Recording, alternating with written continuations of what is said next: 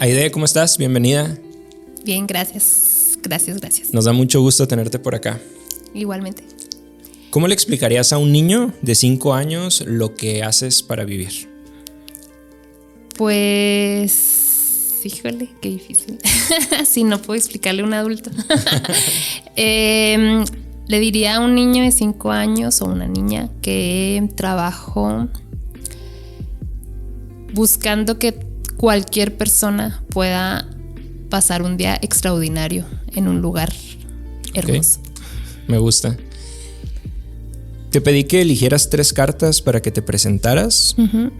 Preséntate. Dime qué cartas elegiste. No tienes que mostrarlas, solamente platícanos las cartas, la palabra, las imágenes y preséntate. Bueno, elegí vocación, soluciones y pasión. Uh-huh. Y que tienen que ver pues con mi trabajo, las 3 realmente.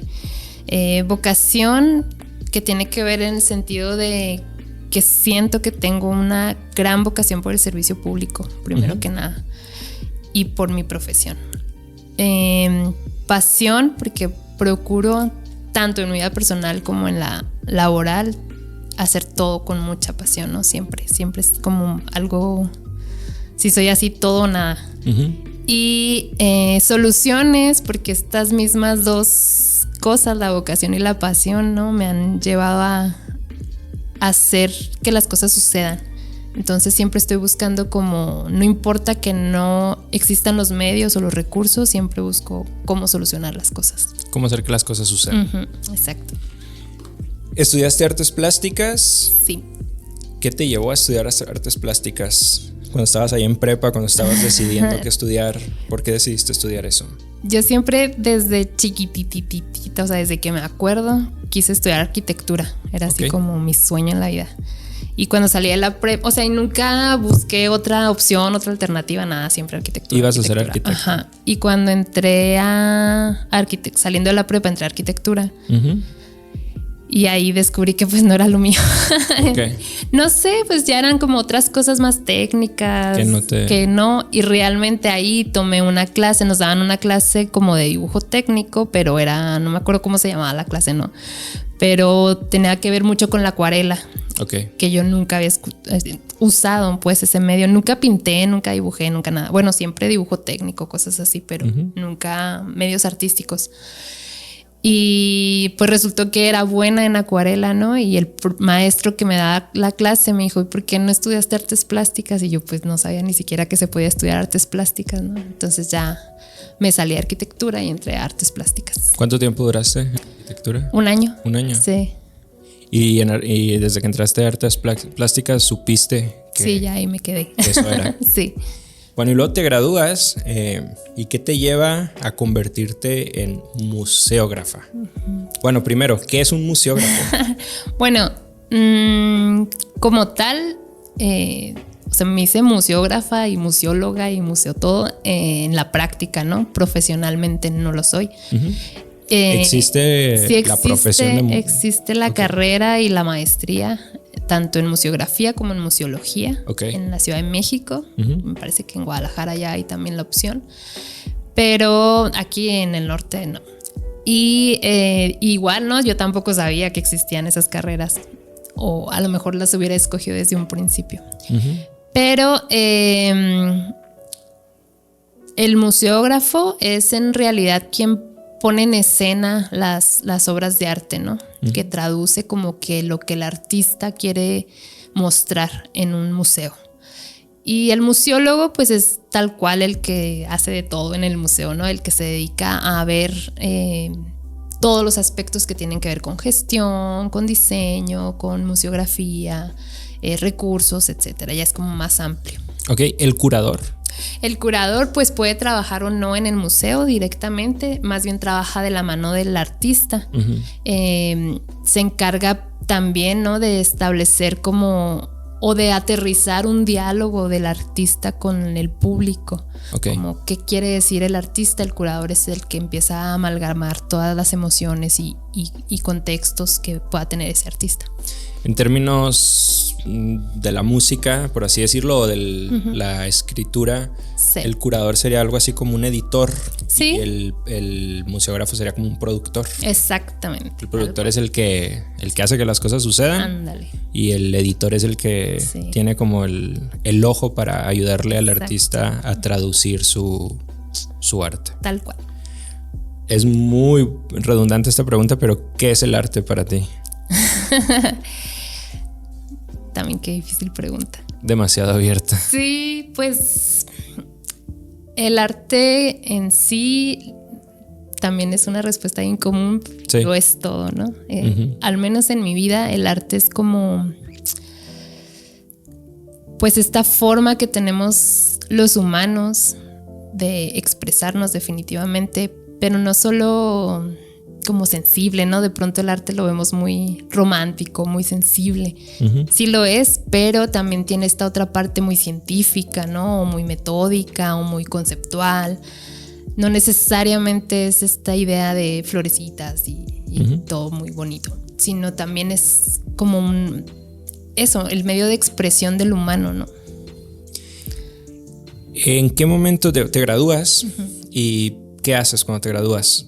O sea, ¿qué tanto tiempo pasa de haberte graduado a enfocarte en este tema de la museografía? Ajá, de pues, los museos. Realmente fue antes de salir de la carrera, empecé a hacer mi servicio social en el Museo Casa Redonda. Ok. Y bueno, para empezar, desde que entré por primera vez al Museo Casa Redonda, yo me tracé así la meta de yo quiero trabajar aquí, ¿no? Se me hizo... Fue como un golpe estético, una revelación así en pisar Casa Redonda. En ese momento estaba una exposición muy bonita de un artista catalán que se llama Javier Siria, que tenía unos lienzos enormes. Los que han ido a Casa Redonda saben que es un techo bien alto, ¿no? Entonces este artista aprovechaba como las alturas con unos lienzos tremendos y a mí me impresionó verlos y yo siempre quise trabajar ahí. Y después se me dio la oportunidad a través de una maestra de hacer el servicio social con talleres para niños y niñas, talleres de artes plásticas. Y ahí me fui quedando y ya nunca me sacaron. O sea, ¿te graduaste prácticamente? Sí, me gradué ya con trabajo prácticamente en Casa Redonda. Casa Redonda. Sí. Ok. Sí. ¿Cómo qué estabas trabajando? Empecé como guía de sala. Ok. Que es pues llevar a los visitantes a la sala, explicarles un poco de cada exposición y demás. Y luego ya eventualmente empezaste a agarrar más responsabilidades y de pronto ya eras Aide, la museógrafa. La directora. Ajá.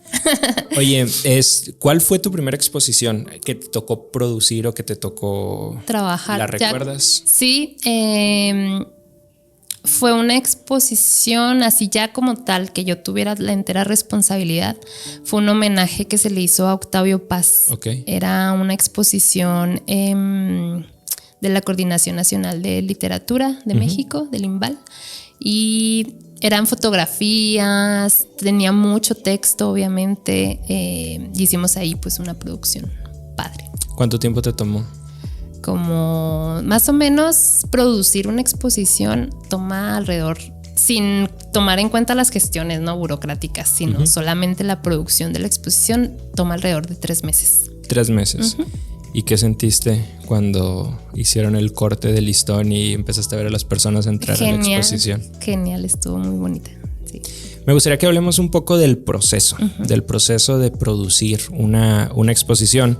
Digo, y ahorita pues lo vamos a hablar un poco vamos a hablarlo como desde los dos lados, ¿no? Desde el lado vamos a decirlo así, del museo, y luego a lo mejor nos vamos también un poco al lado del artista, ¿no? Pero sí. Del lado del museo, o sea, ¿cuál es el proceso para montar una exposición, para elegir? El artista llega y se acerca, tú lo buscas. ¿Cómo es esa parte, esos primeros pasos, cómo son?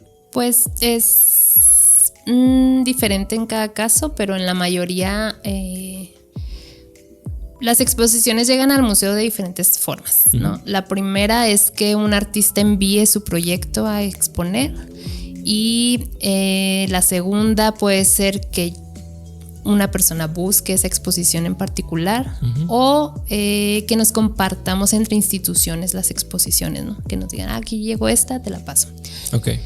Y finalmente un comité selecciona, ¿no? Entre nosotros las personas del museo, en este caso la Secretaría de Cultura, en fin, todas las personas involucradas, seleccionamos ya los proyectos que, como hayan llegado, que sean viables o no para exponerse. ¿Cómo podemos saber si son viables? Pues primero que no sean como descabellados en cuanto a presupuesto, por ejemplo, ¿no? Que esté dentro de las capacidades administrativas del museo traerlas. Segunda, obviamente que tengan una calidad ya pues muy notoria, ¿no? Muy de primer nivel, que tengan su trayectoria, desde lo comentaba el otro día, desde la forma en que presentan su dossier, ¿no? Los artistas, cómo es importante todas estas cuestiones del proyecto expositivo, ¿no? Que esté al 100. Y bueno, ya una vez seleccionados, pues empezamos la programación del museo, que siempre se hace un año antes, ¿no? O sea, lo que están viendo ahorita se programó un año antes. Por eso te digo, las cuestiones administrativas sí llevan mucho más tiempo que de 3 meses.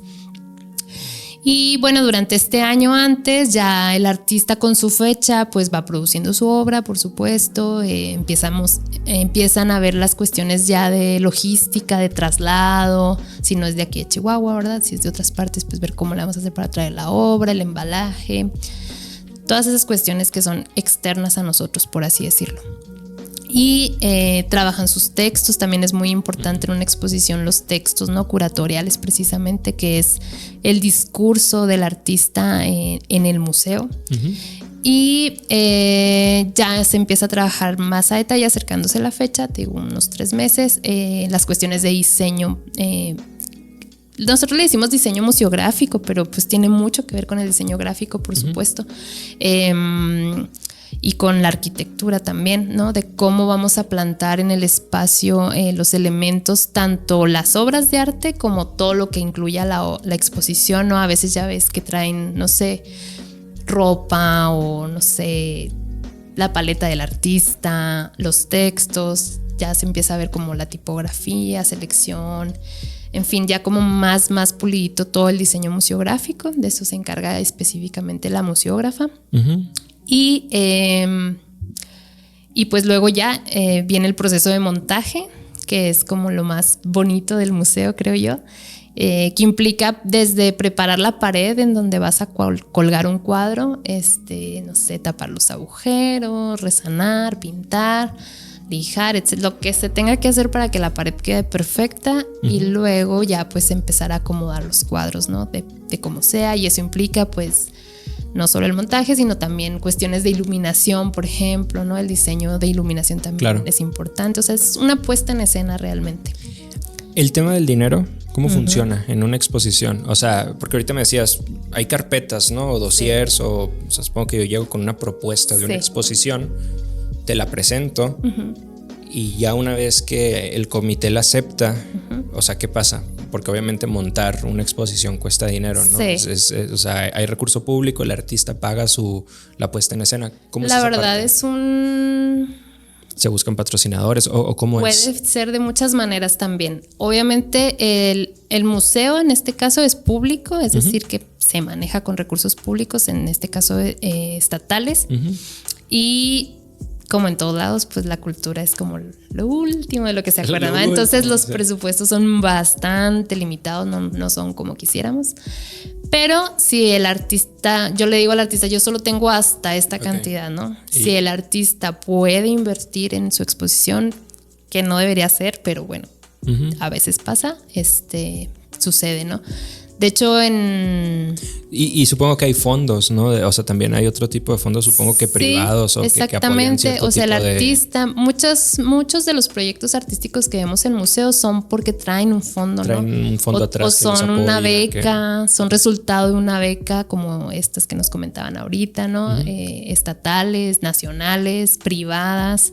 Sí hay muchas formas, ¿no? De bajar recursos para proyectos artísticos.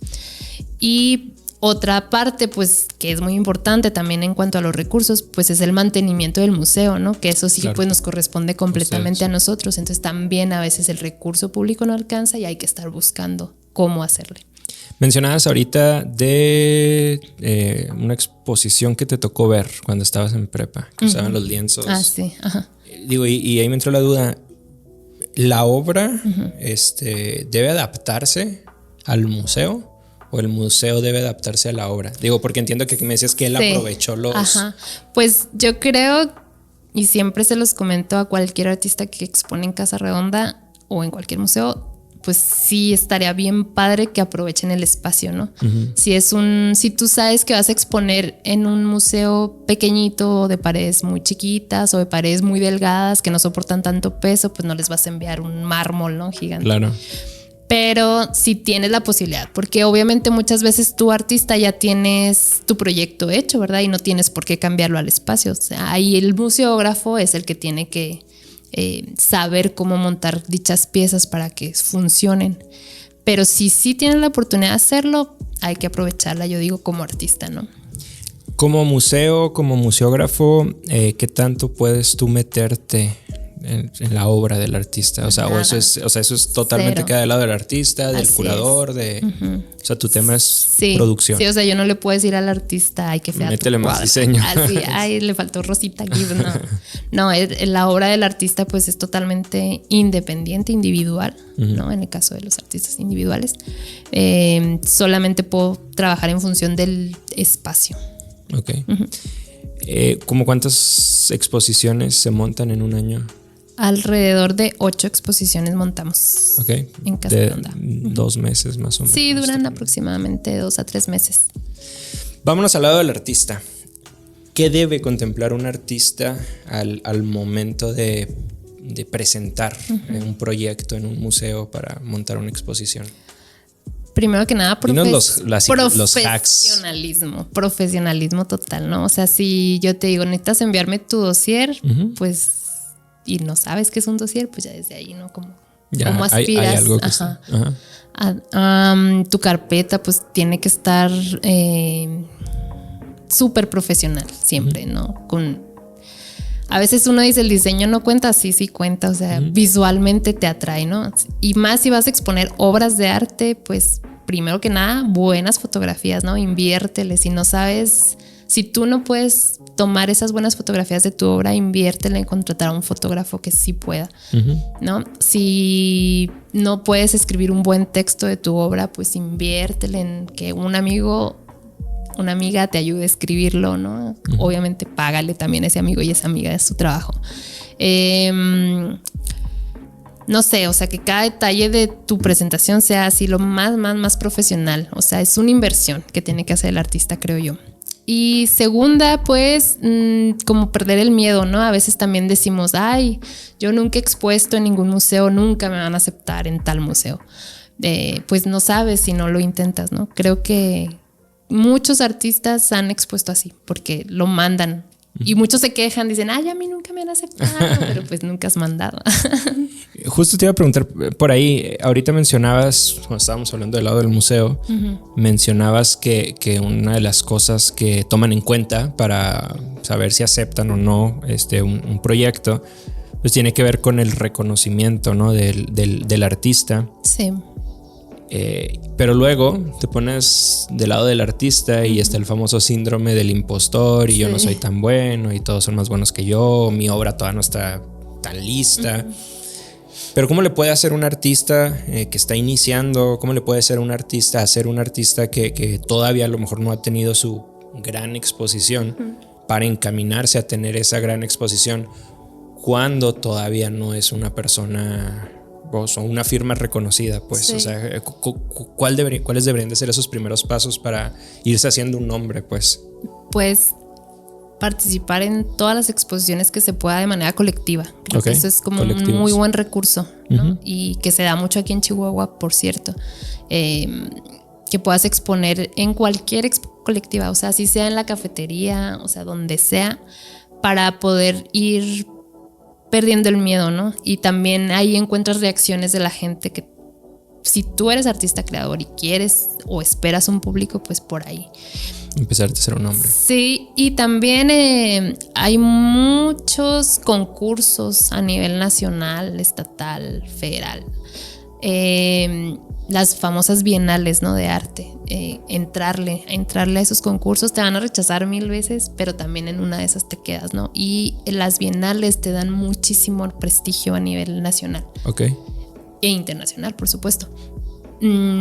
Es así como muy, si participaste en tal bienal, ya eres como, wow, ya estás en el mapa de las artes visuales, ¿no? Y en todas estas ferias de arte que hay en la Ciudad de México, obviamente si tienes el acceso y la oportunidad de que alguien mueva tu obra, mejor, ¿no? Un galerista o un dealer del arte, pues eso también te ayuda mucho porque te mueves en otros circuitos que difícilmente desde nuestro asiento podemos hacerlo, ¿no? Un galerista sería como un representante. Sí. O sea, sí, alguien que mueva tu obra exclusivamente, ¿no? Ok, y él te anda buscando los espacios, etcétera. Sí. Entonces tu recomendación sería colectivos, exponer de forma colectiva, concursos, convocatorias para estar mostrando tu trabajo y generar cierto reconocimiento. Sí. Ahórrales la vergüenza a los que no saben qué es un dossier. ¿Qué es un dossier? Es una carpeta, básicamente. ¿Qué compone un dossier? La compone, para el caso de los museos, debe tener tu semblanza muy bien escrita, que no es lo mismo semblanza que currículum, ¿no? Eso es básico, ¿no? Tu currículum también lo debe incluir. El proyecto, la justificación de tu proyecto que quieres exponer, ¿no? No es lo mismo.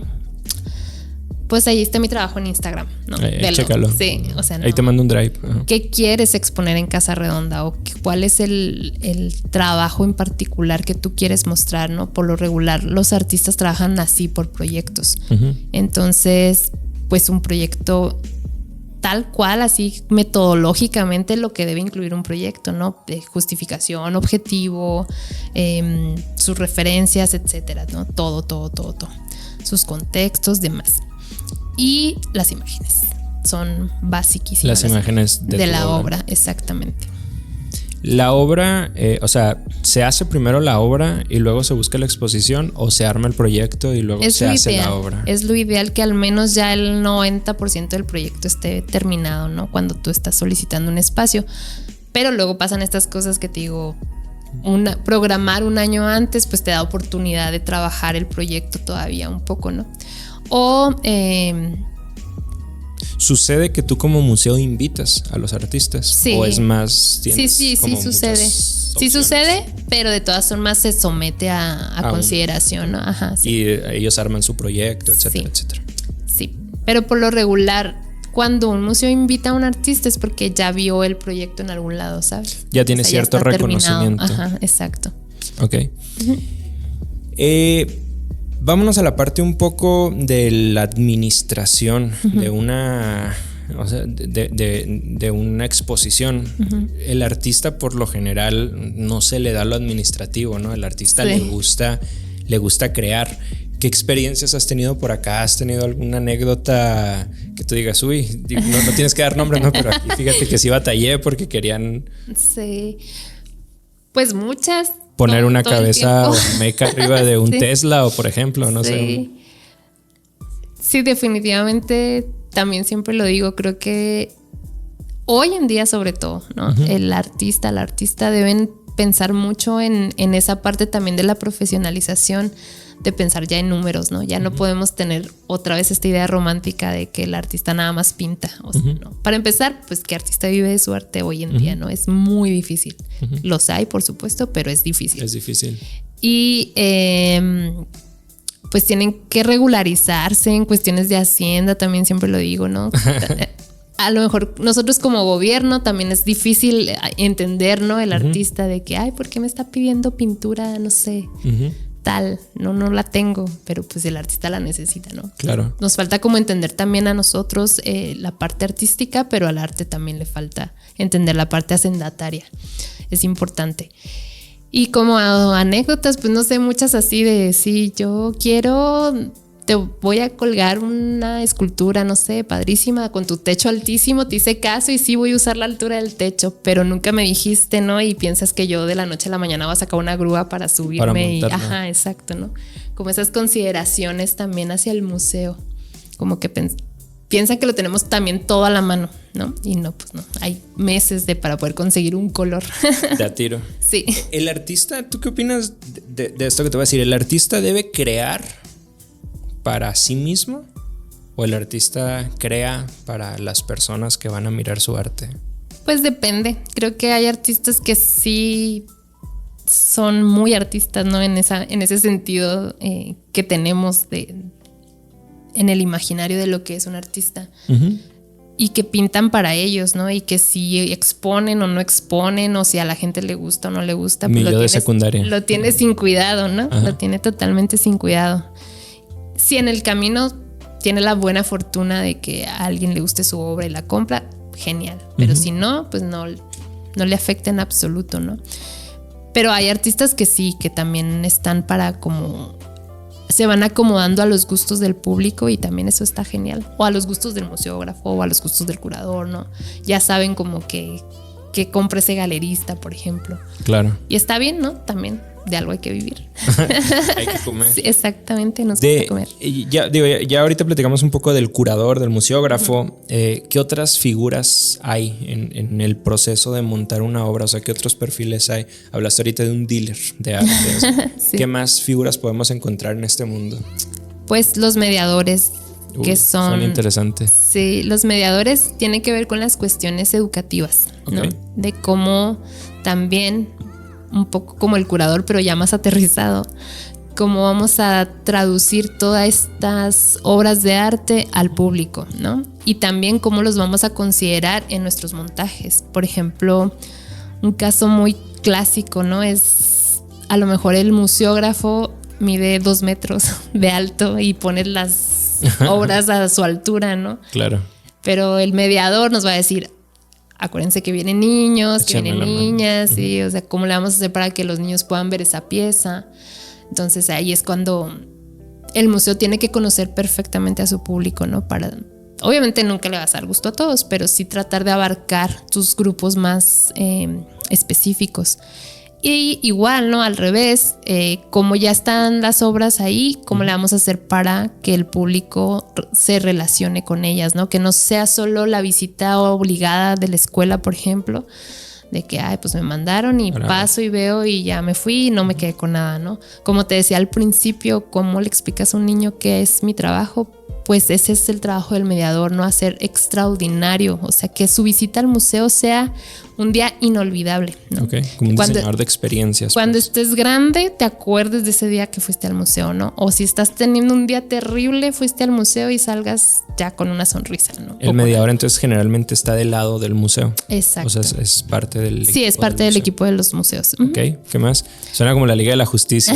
El mediador, el museógrafo, el curador, el dealer de Pero arte. Lo más chistoso es que es más bien como Spider-Man en el metaverso, porque hay muy poquito personal en los museos, entonces sí. Nomás me voy cambiando la cachucha. Lo ideal es que no, lo ideal es que haya un montón de personal en los museos, porque es un trabajo pesado, parece que no, pero físicamente es un trabajo pesado. Y pues no se diga intelectualmente, ¿no? También es estar como en todo. Pero el equipo del museo ideal, por así decirlo, pues obviamente es una dirección, una administración, claro. Toda esta parte no burocrática, y luego el museógrafo, en el mejor de los casos con curador o un conservador de arte también es importante, ¿no? El conservador es el que conserva las obras de arte en óptimas condiciones. Si hay presupuesto, un restaurador que en dado caso pues interviene en las obras, ¿no? Uh-huh. Que sería el escenario más catastrófico, pero bueno, claro. Puede pasar. Los mediadores educativos, que en este paquete de mediación educativa pues hay guías de sala, hay talleristas, hay personas que se dedican a grupos muy específicos, ¿no? Como personas sordas o ciegas. La recepción del museo es muy importante también, ¿no? Es parte de la experiencia. O sea, si tú entras y te hacen una carota, pues ya, como que desde ahí, ay, no, qué flojera. Uh-huh. Entonces, la recepcionista o recepcionista, hombre o mujer del museo, pues es una figura, es la primera, ¿no? Es la cara del museo. Claro. Entonces, básicamente, creo que son Los museos siguen tendencias, o sea, tú como museo estás al pendiente de lo que está pasando allá afuera en cuestión de arte, tendencias de estilo, de artistas, etcétera, o cómo se da esa parte, o ellas van llegando a ti. Sí, totalmente. Para empezar, cada museo tiene una vocación. Claro. Entonces hay museos de ciencia, hay museos de historia, hay museos de arte moderno, de arte contemporáneo, de arte antiguo, o sea, hay un montón de vocaciones en cada museo. Y dentro de ya tu vocación definida, pues tienes que ir buscando, ¿no?, lo que está sucediendo en esa rama. Okay. Muchas veces se piensa que, por ejemplo, los museos que llamamos museos de sitio, que siempre están iguales, por así decirlo. Por ejemplo, aquí en Chihuahua tenemos el de Pancho Villa, Casa Juárez, en fin, estos museos que siempre pensamos que están iguales, pues no, ellos también se tienen que estar actualizando, ¿no? En cuanto a no solo los temas que manejan, sino en la museografía, ¿no? A lo mejor ya ese tomacorriente ahí ya se reemplazó por otra cosa más moderna y podemos cambiarlo, ¿no? Ok. Desde tu punto de vista, ¿qué hace que una obra, que una pieza se vuelva famosa, valiosa? Digo, también es una pregunta súper abierta, pero sí. Digo, yo tuve la oportunidad por ahí el año pasado de hacer un viaje que desde hace mucho estábamos planeando y ahorrando, y me tocó visité el Louvre, y todo el mundo sale, ¿dónde está la Mona Lisa? Claro. ¿No? Y es como que cuando ya estás ahí es como, estás chiquita. Ajá, entonces, o sea, y digo, pues es una obra muy conocida en todo el mundo, pero pues justo como que me llega esa pregunta, ¿no? O sea, ¿qué hace que algo se vuelva tan famoso o que algo se vuelva muy valioso, ¿no? Y menos si nos ponemos a hablar de arte moderno, ¿no? Que, mira, esto es una pieza. Pues creo que estas grandes piezas, o sea, las grandes obras maestras, ¿no?, que conocemos o que tenemos en el imaginario, obedecen, es muy distinto, ¿no?, como dices tú, a la época actual. Cómo trascendieron, obedecen a muchas cosas. Uno es el momento histórico en el que estaban, ¿no? Okay. Que, no sé, representaban cosas que estaban sucediendo mucho más grandes que solo el arte, ¿no? Y finalmente es como lo que queda ¿no? Es el resultado o es...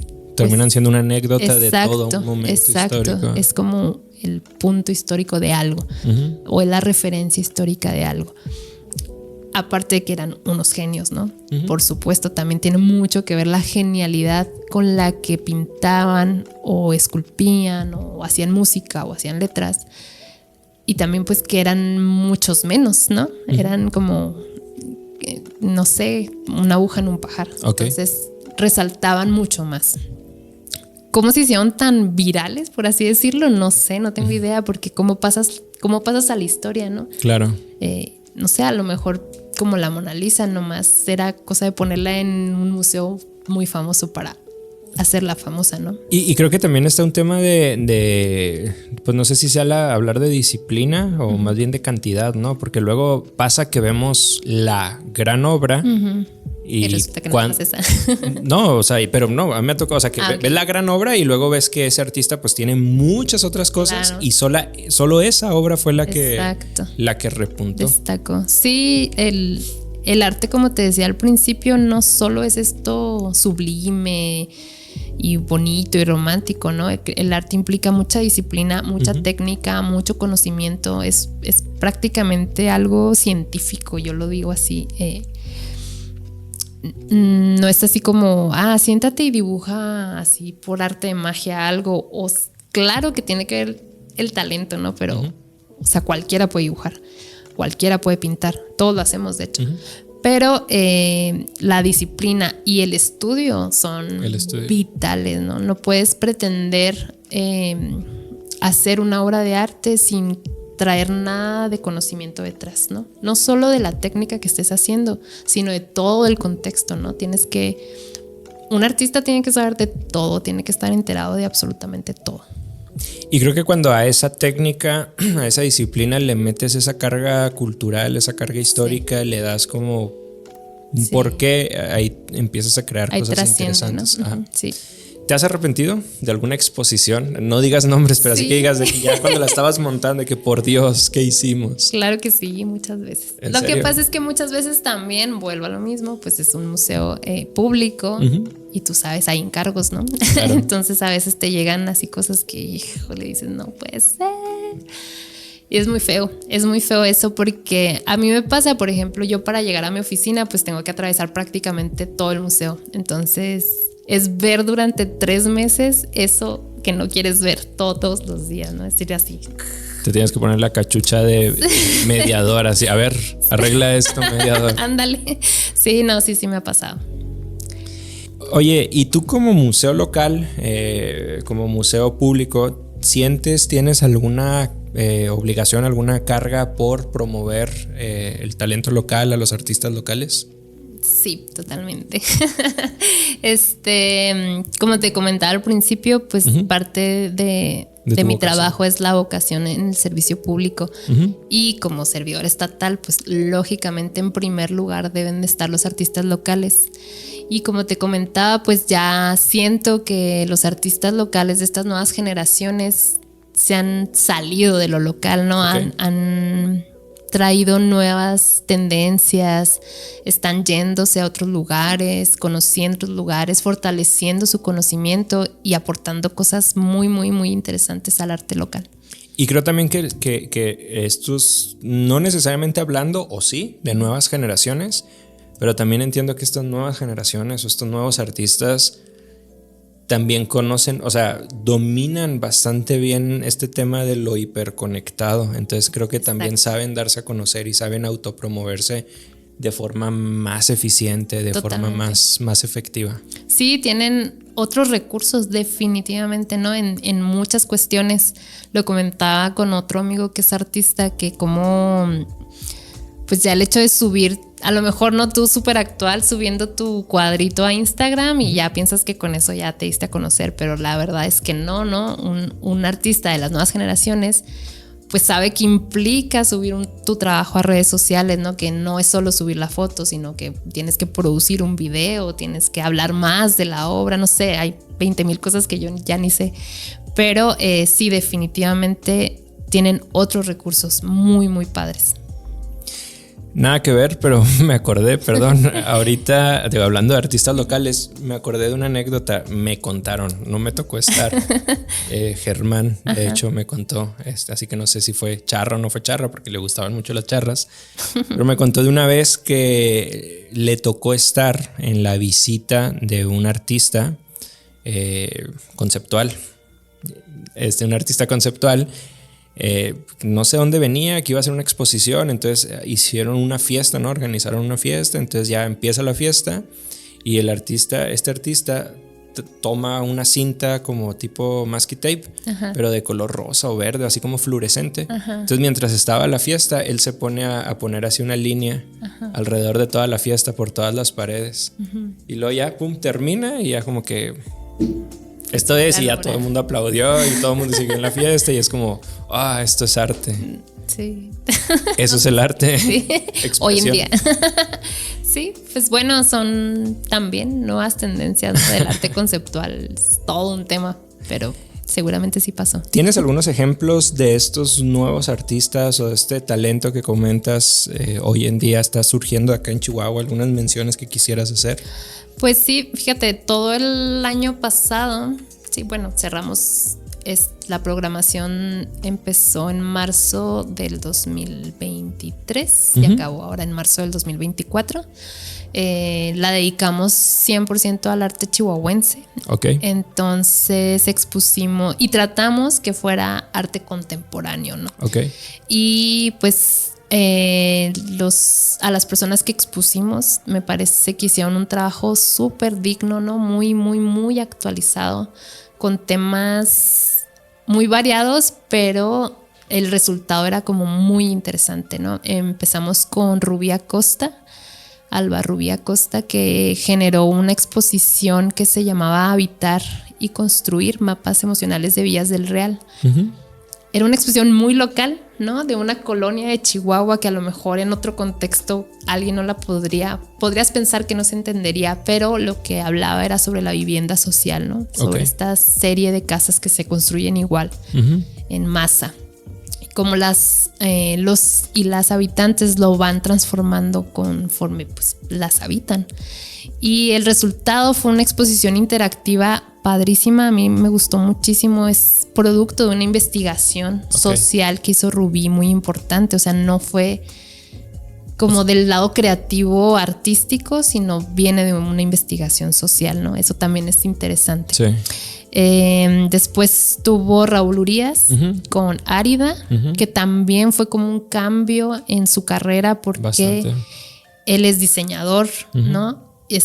Muy enfocado a lo comercial, pero es un artista, es un gran artista y trabajó por primera vez técnicas que él no había trabajado, ¿no? La pintura y la escultura, por ejemplo. Digo, sí pintaba porque es un medio que se usa en el diseño, pero no había pintado nunca un lienzo, por ejemplo, y nunca había hecho escultura, hizo escultura y lo hizo genial, ¿no? Fue una expo muy, muy, muy padre también, súper actualizada y que tenía que ver mucho con la iconografía chihuahuense, ¿no? Sí. Que también eso pues fue un plus.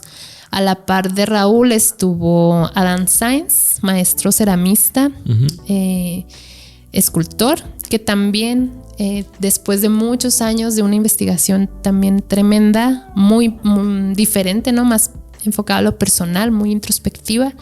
Y su resultado fueron piezas geniales en cerámica, también muy contemporáneas.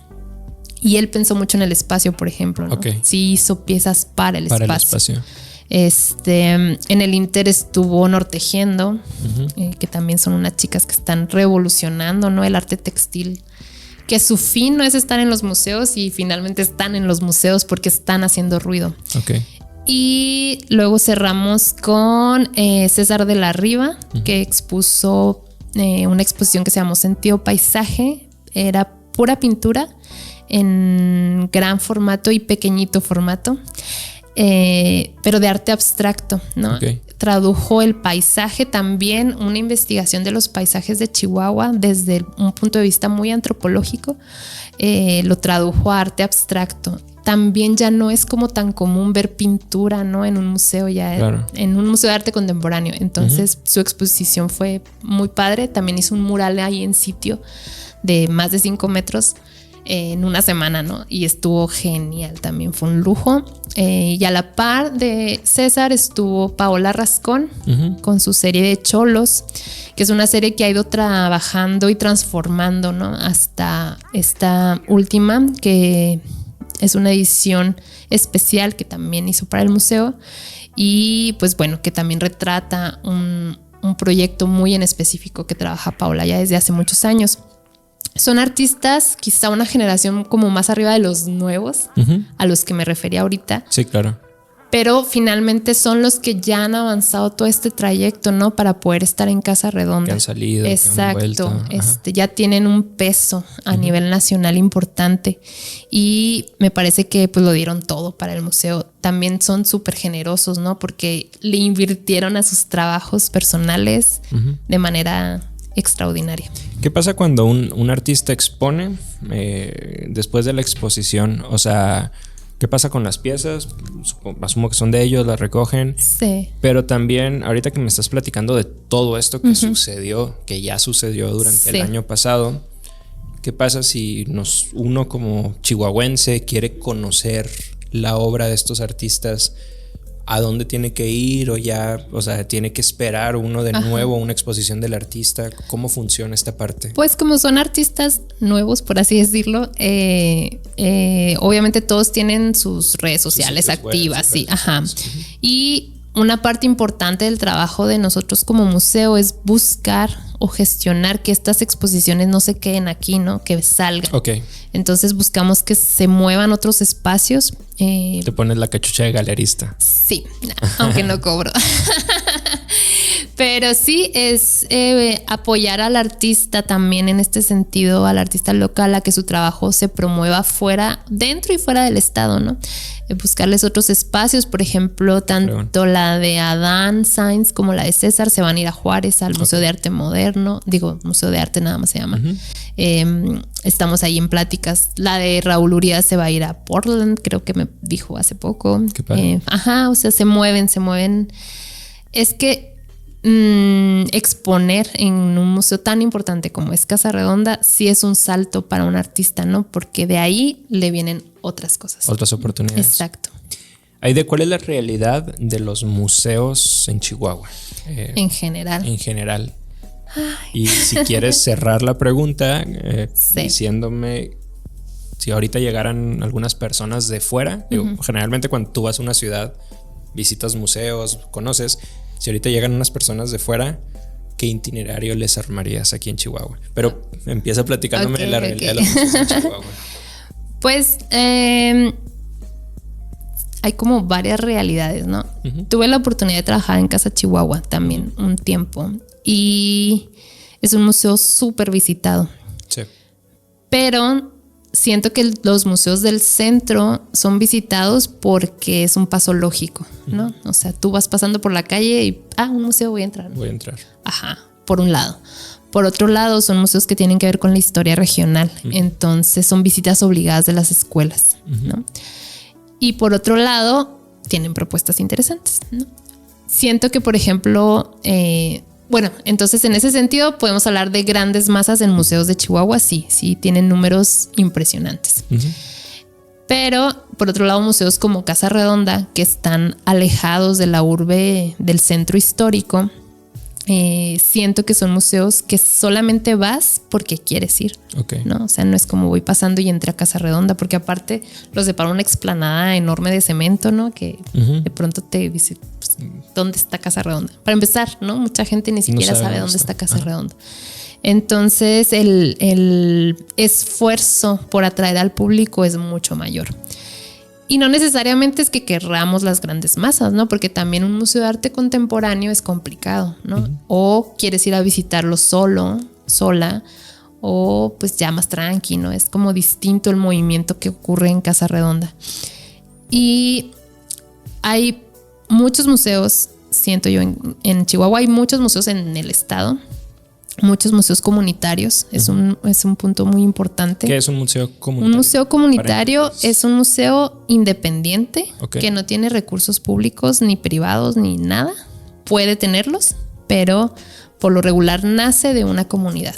Una comunidad se junta para formar un museo de lo que quieran, ¿no? Volviendo un poco al tema de las exposiciones colectivas, pero de forma un poco más. Exacto, por ejemplo, aquí cerquita tenemos al Museo Tarique, que es un museo comunitario que se armó con la colección de mucha gente que donó sus objetos y formaron un museo de historia regional sin quererlo, ¿no? El Museo Menonita. El Museo Menonita, pero el Museo Menonita es privado.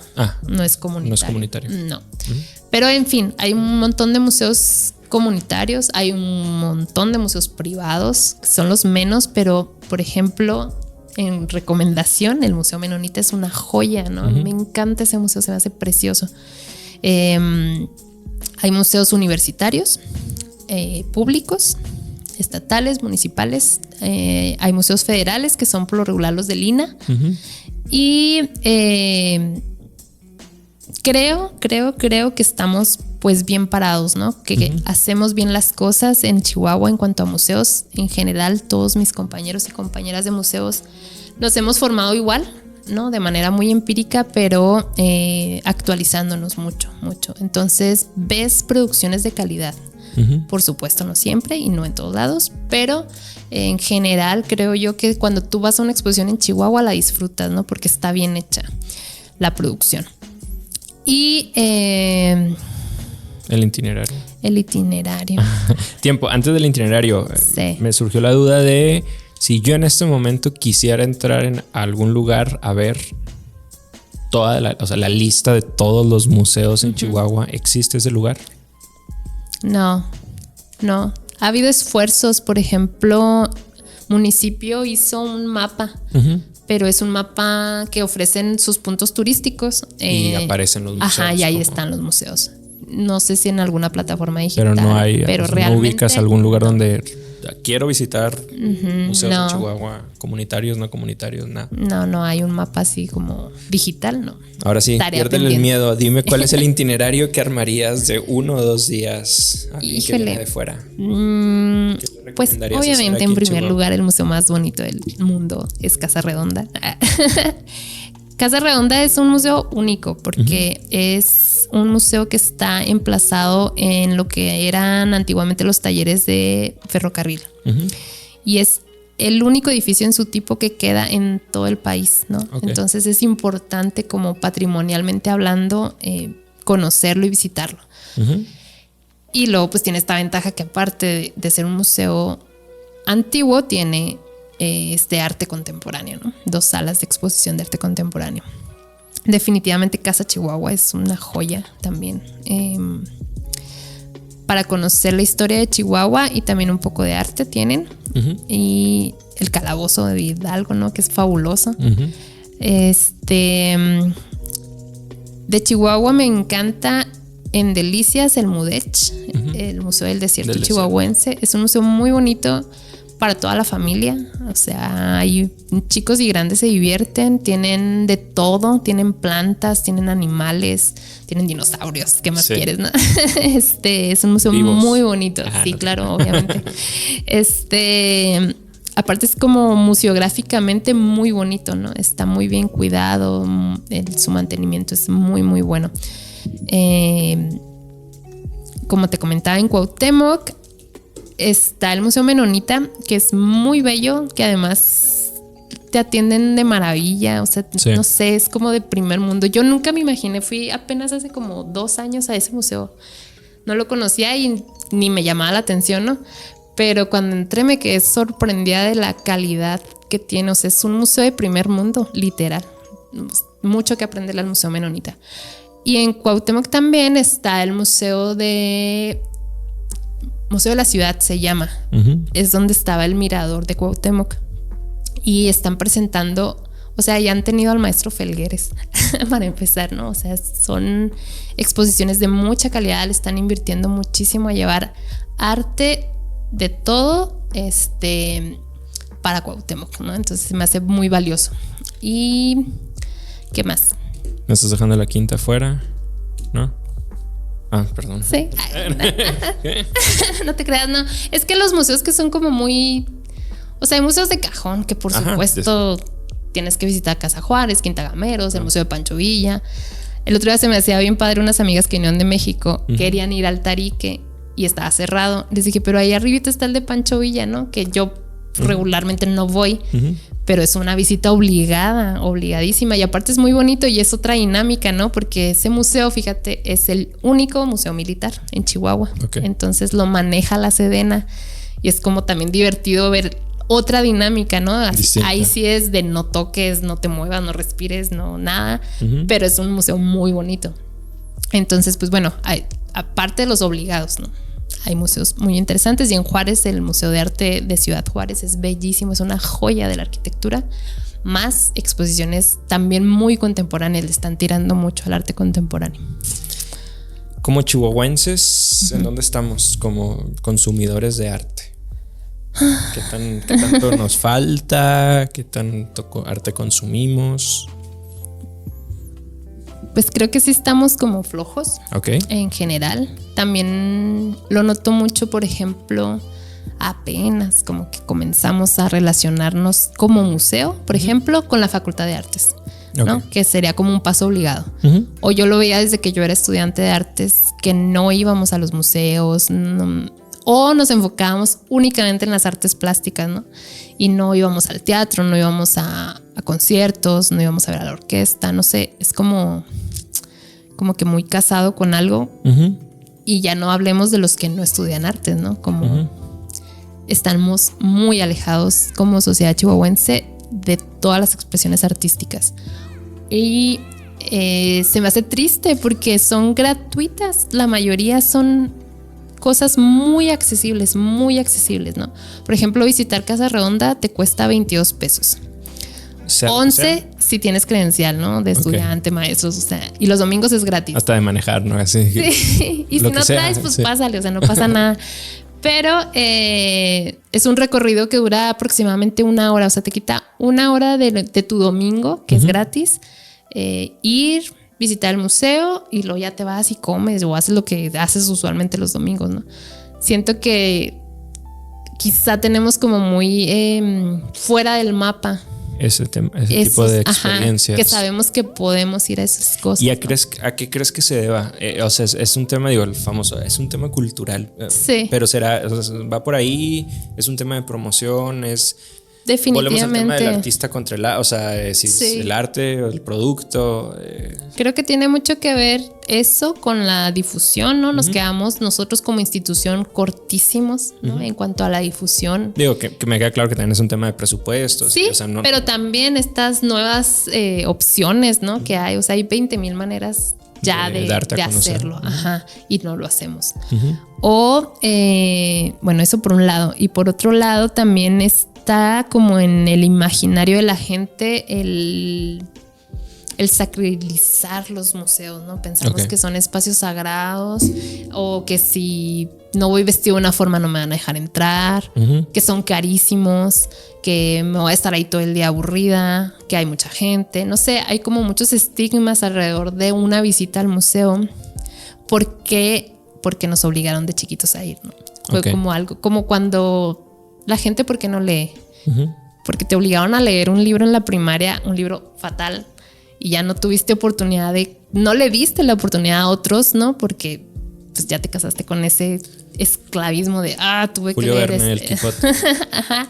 O igual un museo, ¿no? Te quedaste con esa idea de que te llevaron en un camión con 100 personas ahí, todos aplastados. Se me cayó el sándwich. Exactamente, y la recepcionista me trató feo, me dijo que no tocara. Que no podía correr. Exacto, ¿no? Entonces como esas ideas que tenemos ya preconcebidas de los museos, creo que nos quitan muchas oportunidades también, ¿no?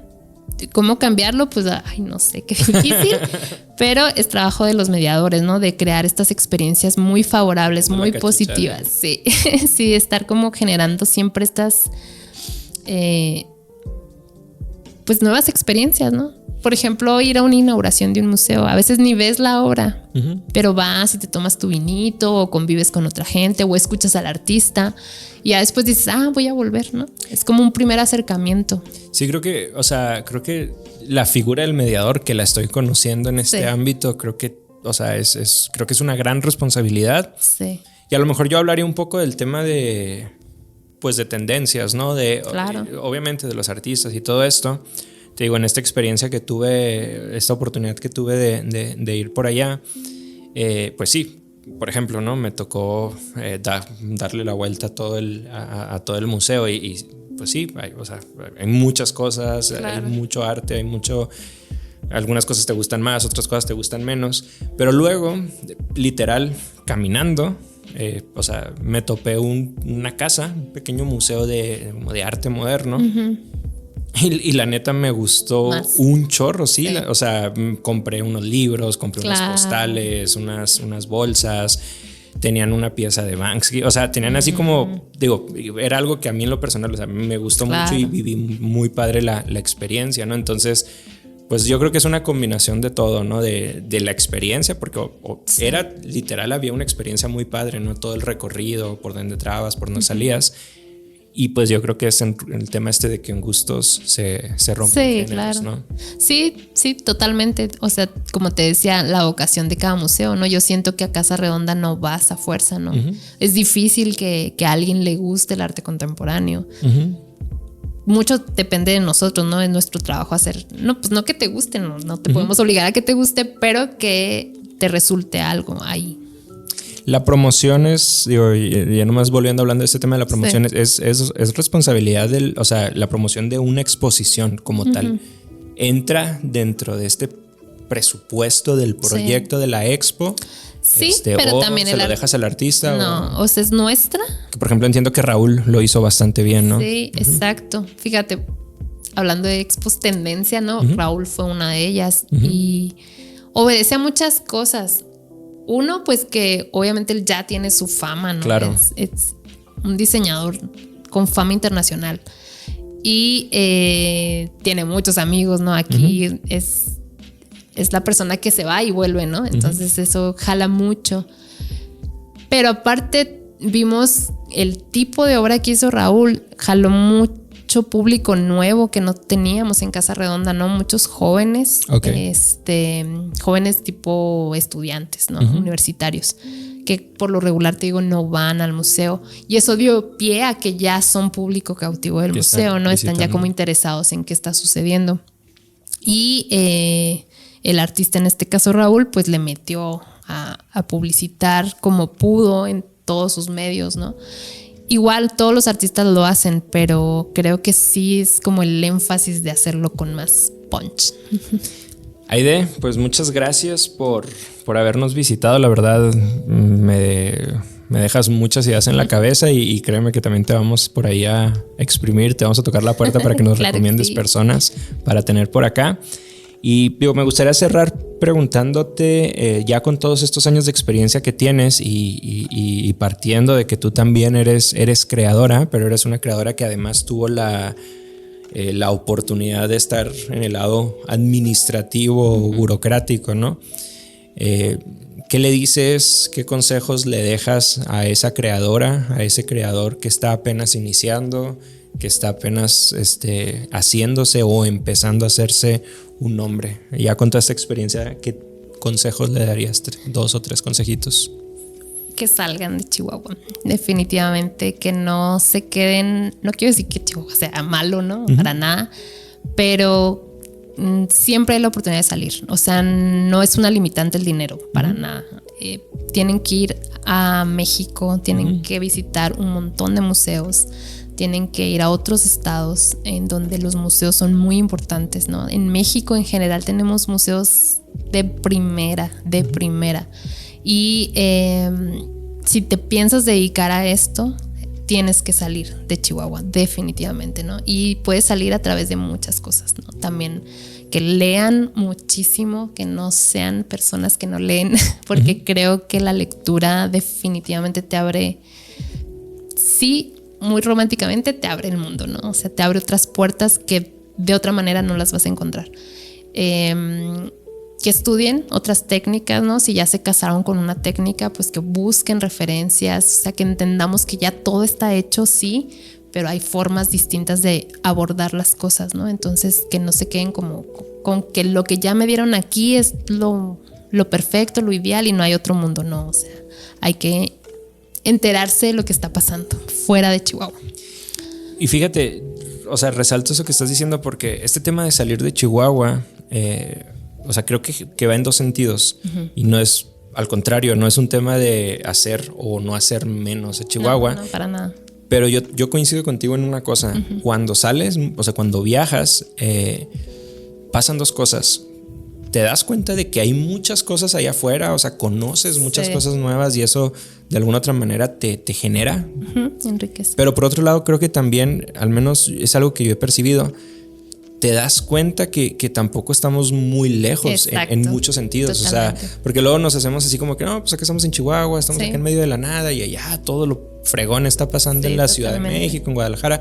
Y no, la realidad es que cuando vas es como, o sea, no tenemos nada que pedirle a los artistas de allá, no tenemos nada que pedirle a la gente de aquellas geografías. Entonces como que pasan esas 2 cosas, ¿no? Ves muchas cosas allá, pero a la vez también te das cuenta de que no estamos tan lejos. Exactamente. Y digo, y me quedo con una, justo el año pasado, creo que, no me acuerdo, creo que fue un evento de municipio, vinieron distintos perfiles y me quedo con una plática que dio Daniel Granata, se llama. Hablaba sobre creatividad y justo él decía, ¿no? La creatividad es el choque de ideas. Claro. Punto. O sea, es chocar una idea con otra y de ahí surge la creatividad. Pero para que se dé esa creatividad tienes que tener las ideas. Y para tener las ideas hay que viajar, hay que leer, hay que consumir, o sea, hay que estar consumiendo contenido, consumiendo cultura, etcétera. Y eso te va a dar, vamos a decirlo así, más herramientas para crear creatividad. Totalmente. Aide, pues muchas gracias. Ya iba a cerrar, pero ahorita que dijiste 3 museos que nos recomiendes o 3 experiencias que nos recomiendes ¿En México? En México, mi museo favorito y donde van a vivir una experiencia estética impresionante es el Museo de Arte Abstracto de Manuel Felgueres, en Zacatecas. Es un lujo ahí. Se van a sorprender, no les voy a decir más. Googleenlo. No spoilees. No. Otro museo que me fascina es el Museo de Arte Moderno en la Ciudad de México. Arquitectónicamente y lo que expone, de primer nivel. Y el último museo que conocí que me enamoré perdidamente es el Museo Caluz, también en la Ciudad de México. Caluz. Súper recomendado. Busquen esos 3 museos. Y Casa Redonda. En primer lugar. Sí, obviamente. Pues muchas gracias. ¿Algo que quieras agregar? ¿Qué viene en Casa Redonda? Ya el 20 de marzo inauguramos a Raúl Quigra. Va a presentar una exposición de fotografía documental. Es una investigación que estuvo haciendo sobre una persona que falleció de la enfermedad Duchenne. Está muy bonita la exposición, la verdad. Y después de Quigra, el 3 de abril, inauguramos a Karian Amaya, chihuahuense, pero que vive en Guadalajara y que la está rompiendo en el arte contemporáneo, la verdad. Tienen que ir a verlas. Y ahí en nuestras redes sociales pues pueden encontrar todo lo que sigue. Pues con eso nos quedamos. Muchas gracias. Gracias a ustedes. Espero que nos veamos pronto. Así será.